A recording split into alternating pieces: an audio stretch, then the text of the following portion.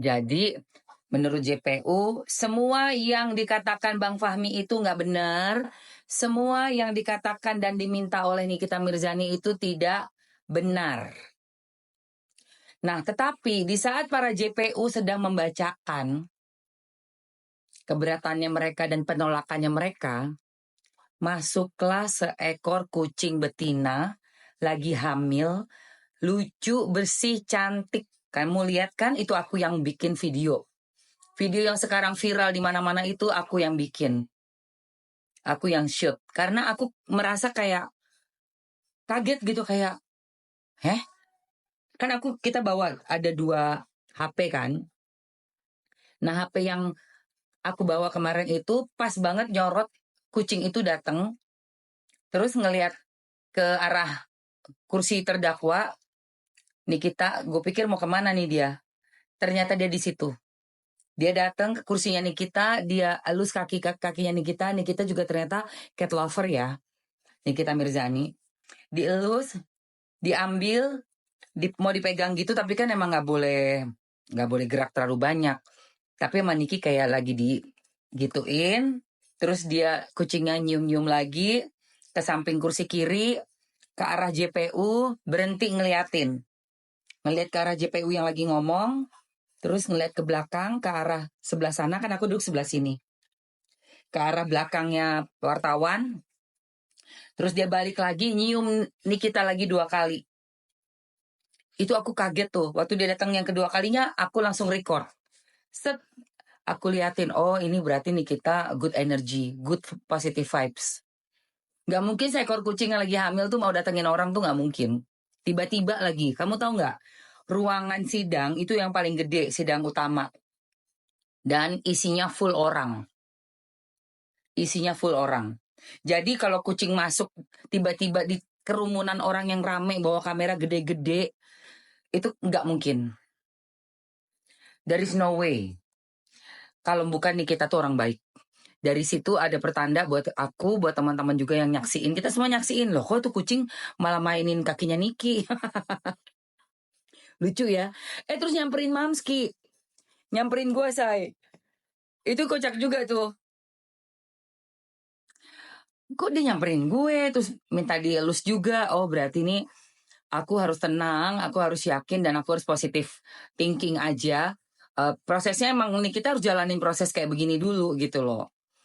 Untuk bisa ngebongkar suatu hal yang memang merugikan banyak orang ya, yang udah dipendam bertahun-tahun, itu memang perlu satu pengorbanan lah. Ini kan udah berapa tahun berjalan kayak begini, guys. Nih ya, lihat nih kucingnya nih. Yang hukum tetap yang hukum acara pidana. Gimana dengan kita undang-undang hukum acara pidana, sebagaimana ketentuan Undang-Undang Nomor 8 Tahun 1981 tentang hukum acara pidana pada bab 15 tentang penuntutan, bahwa kewenangan penuntutan diatur dalam pasal 137 sampai dengan pasal 140 bahwa tentang pasal 144 adalah khusus mengatur tentang hubungan surat dakwaan oleh umum yang memberikan hak serta kewenangan kepada penuntut umum untuk mengubah surat dakwaan sebelum sidang pengadilan dimulai. Baik untuk menyempurnakan maupun untuk mencabut penuntutan, dan perubahan ini hanya dapat dilakukan satu kali selama-lamanya 10 hari sebelum sidang dimulai. Tuh, ini balik yang kedua kali, guys. Dia liatin Niki. 1927 yang menyatakan bahwa yang menjadi dasar pemeriksaan pengadilan jangan selalu berurusan harus dakwaan dan bukan tuntutan yang dibuat oleh polisi tentang perkara.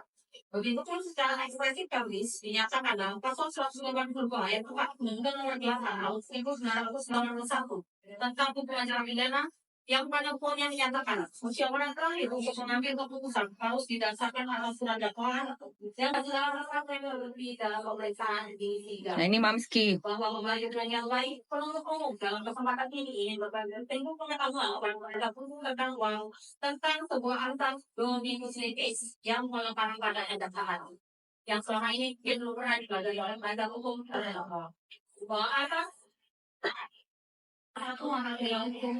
ya, kalau Niki bukan orang yang baik, nggak mungkin kucing itu nyamperin tuh, nggak mungkin. Kucing hamil itu ada pertandanya berarti. Mamsi sangat yakin itu pertanda, guys. Itu pertanda. Nggak ada kebetulan tuh, nggak ada. Di dunia ini nggak ada kebetulan. Semua tuh alam memberikan clue, tanda, isyarat buat kita.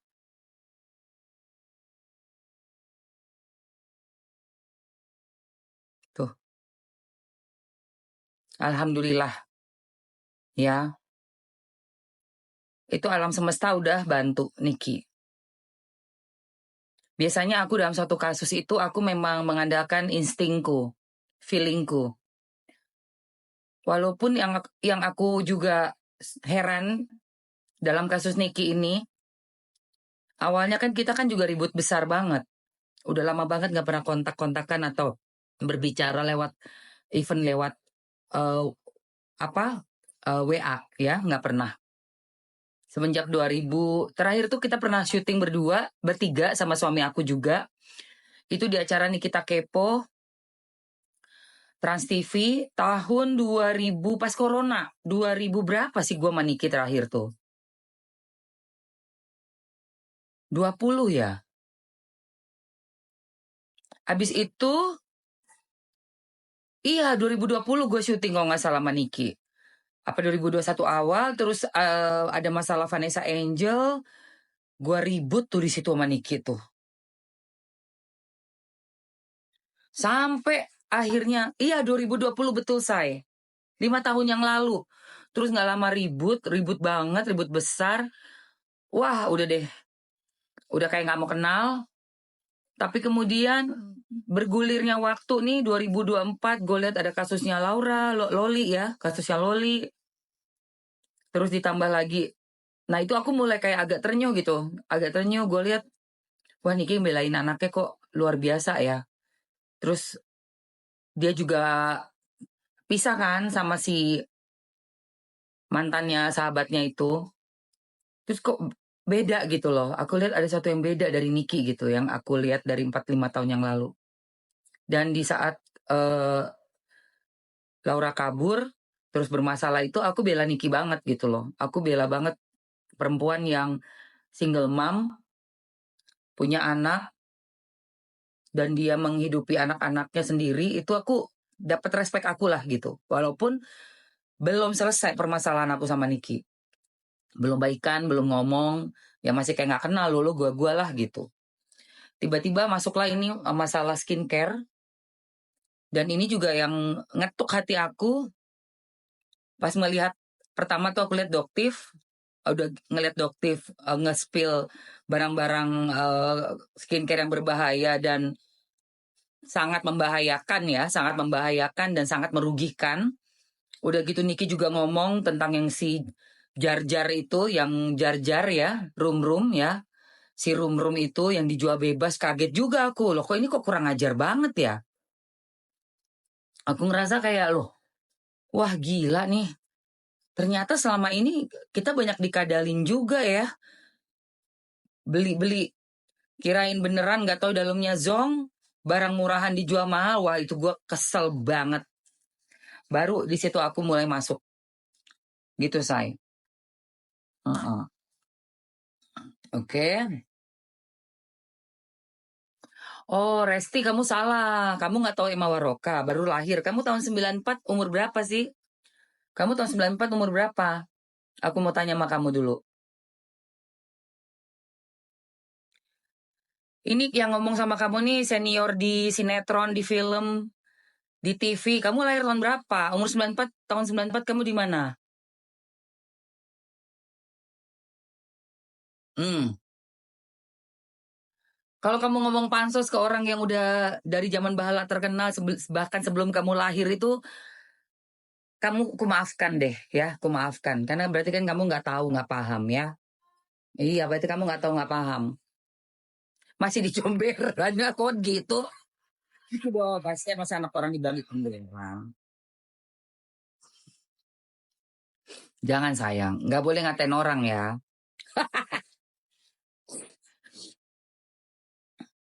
Aku kelahiran 94, tapi aku kenal Bunda, mamaku ngefans banget. Thank you, salam ya buat mamahnya ya. Salam buat mamahnya. Iya kalau ada yang nanya ke aku, kamu tuh pansos ya, artis udah nggak laku ya, artis apaan nih main TikTok? Gue mau nanya, lu tahun 94 di mana? Belum pada lahir kan? Gua udah di Melanglang Buana, Noni Jakarta sayang. Terus tahun 95 mulai masuk sinetron. Kalian di mana? Belum kan? Udah diem aja. Duduk manis itu.